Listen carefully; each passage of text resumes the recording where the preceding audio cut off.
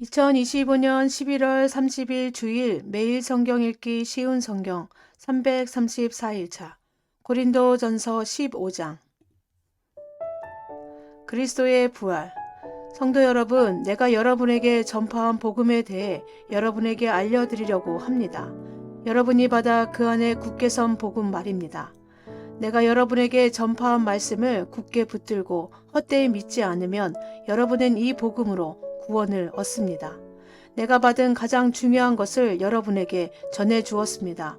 그리스도께서 성경에 기록된 대로 우리 죄를 위해 죽으신 것과 장사 지낸 바 되었다가 성경에 기록된 대로 3일 만에 다시 살아나셨다는 것과 그리고는 베드로에게 나타나시고 그 후에 12제자에게 나타나시고 그 후에 한 번에 500명이 넘는 사람들에게도 나타나셨다는 사실입니다.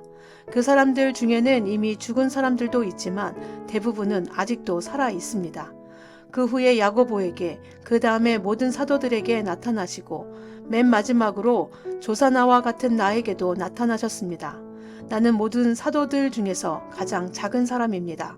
나는 과거에 하나님의 교회를 핍박했던 사람이기 때문에 사도라고 불릴 자격이 없습니다. 그러나 지금의 나는 하나님의 은혜로 된 것이므로 내게 베푸신 그분의 은혜가 헛되지 않습니다. 나는 다른 사도들보다 더 열심히 일하였습니다. 그러나 그 일은 내가 한 것이 아니라 나와 함께 하시는 하나님의 은혜로 한 것이었습니다.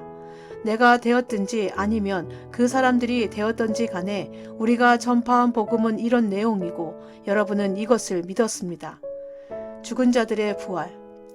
그리스도께서 죽은 자들 가운데서 다시 살아나셨다고 우리가 전파하는데 여러분 중에서 죽은 자들의 부활이 없다고 말하는 사람이 있는 것은 어찌된 일입니까? 죽은 자들의 부활이 없다면 그리스도께서도 다시 살아나지 못하셨을 것입니다. 그리고 그리스도께서 다시 살아나지 못하셨다면 우리가 전파한 복음도 헛되며 여러분의 믿음도 헛될 것입니다. 그뿐만이 아닙니다. 우리는 하나님께서 그리스도를 다시 살리셨다고 그분에 대해 증언했으니 하나님에 대해 거짓 증언한 사람들로 판명될 것입니다. 죽은 자들이 다시 살아나지 못한다면 하나님께서 그리스도를 다시 살리지 않았을 것입니다.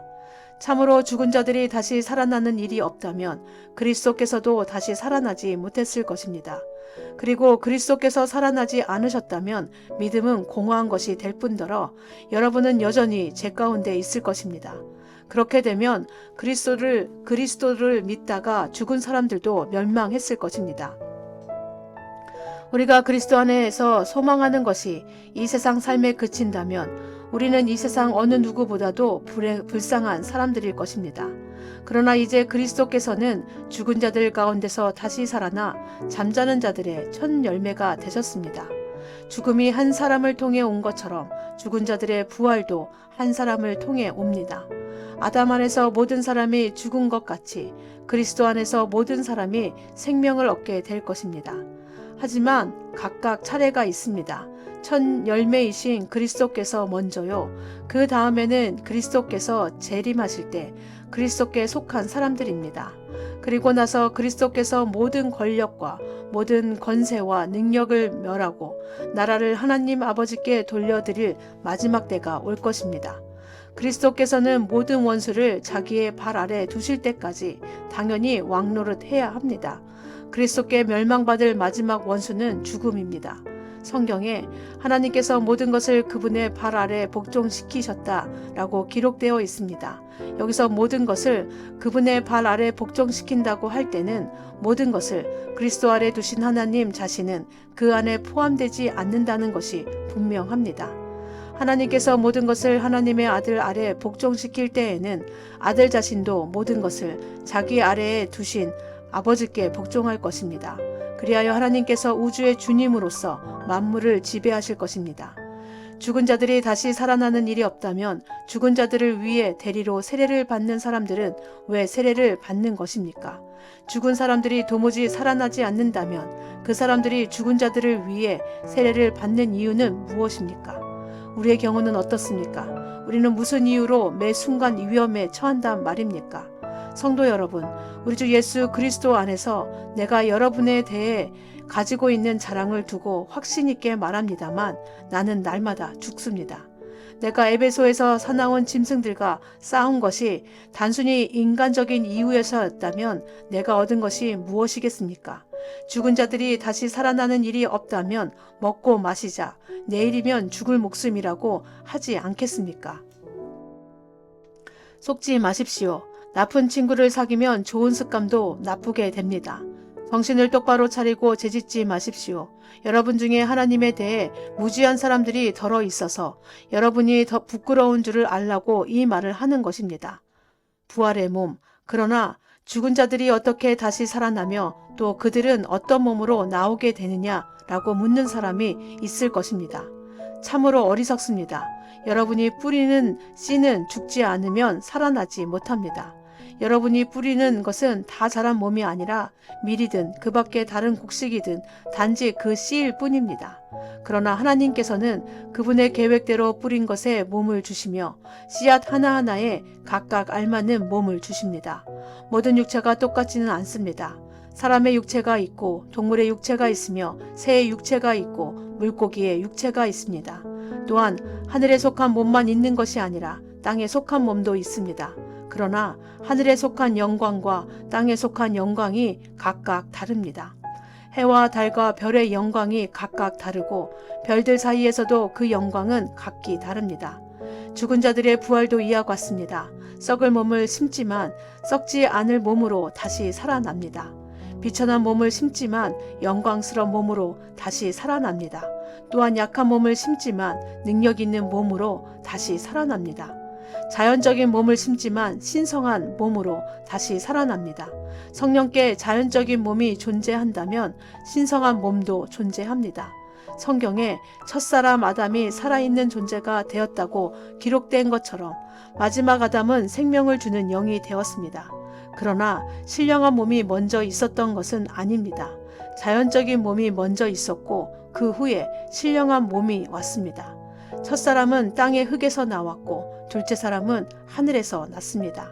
땅에 속한 사람들은 땅에 속한 그 사람과 같고 하늘에 속한 사람들은 하늘에 속한 그분과 같습니다.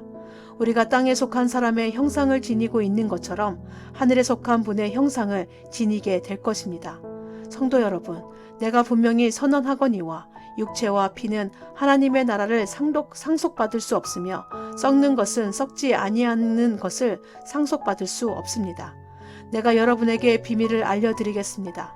우리는 다 잠잘 것이 아니라 변화될 것입니다. 마지막 나팔 소리가 울릴 때 눈 깜짝할 사이에 죽은 자들이 썩지 않을 몸으로 다시 살아나며 우리는 변화될 것입니다.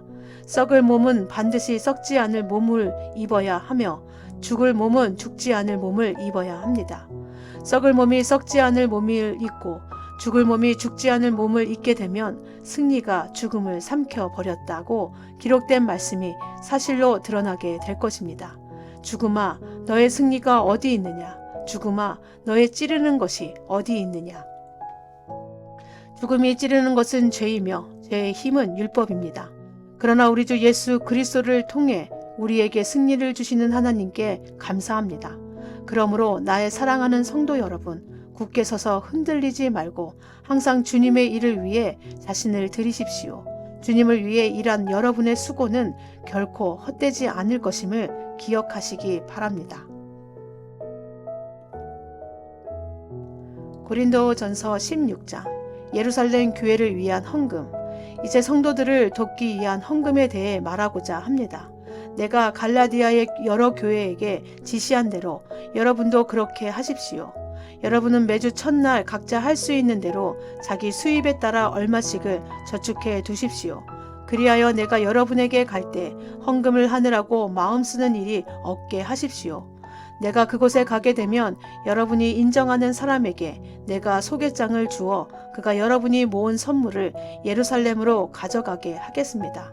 만일 나도 가는 것이 더 좋다면 그들은 나와 함께 갈 것입니다. 바울의 여행 계획. 나는 마케도니아에 갈 일이 있으니 그곳에 들렀다가 여러분에게 가려고 합니다. 여러분에게 가면 나는 얼마 동안 여러분과 함께 지낼 것 같습니다. 어쩌면 그곳에서 겨울을 날지도 모르겠습니다. 그런 뒤에 다음 목적지가 어디든지 간에 여러분이 그리로 나를 보내주시기 바랍니다. 나는 지금 지나가는 길에 잠깐 들러 여러분을 보려는 것이 아닙니다. 주님이 허락하신다면 한동안 여러분과 함께 지내고 싶습니다. 그러나 오순절까지는 에베소에 머물 예정입니다. 나를 대적하는 자들이 많기는 하지만 많은 일을 할 수 있는 큰 문이 내게 열려 있기 때문입니다. 디모데가 그리로 가면 여러분과 지내는 동안 아무런 두려움이 없게 해 주십시오. 디모데는 나와 마찬가지로 주님을 위해 일하는 사람입니다. 그러니 아무도 그를 업신여기지 마십시오. 디모데가 평안한 마음으로 내게 돌아오게 해 주십시오. 나는 다른 성도들과 함께 디모데를 기다리고 있습니다.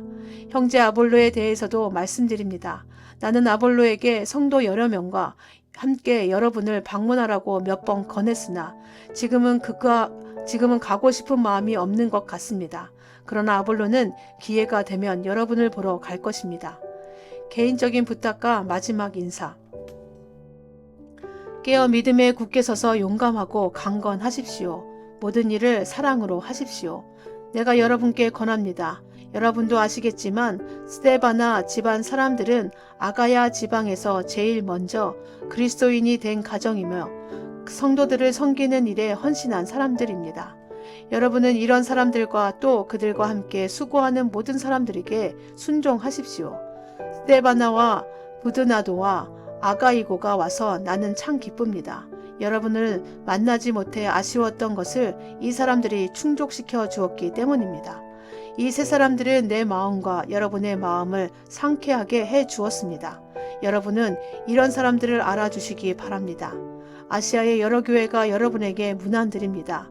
아굴라와 브리스가와 다 함께 이 두 사람의 집에 모이는 교회가 주님 안에서 여러분에게 진심 어린 문안 인사를 드립니다.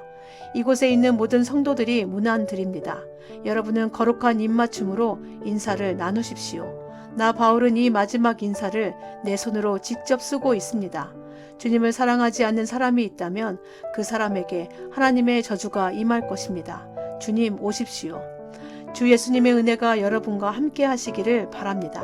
나의 사랑이 그리스도 예수 안에서 여러분 모두에게 있기를 기원합니다. 아멘.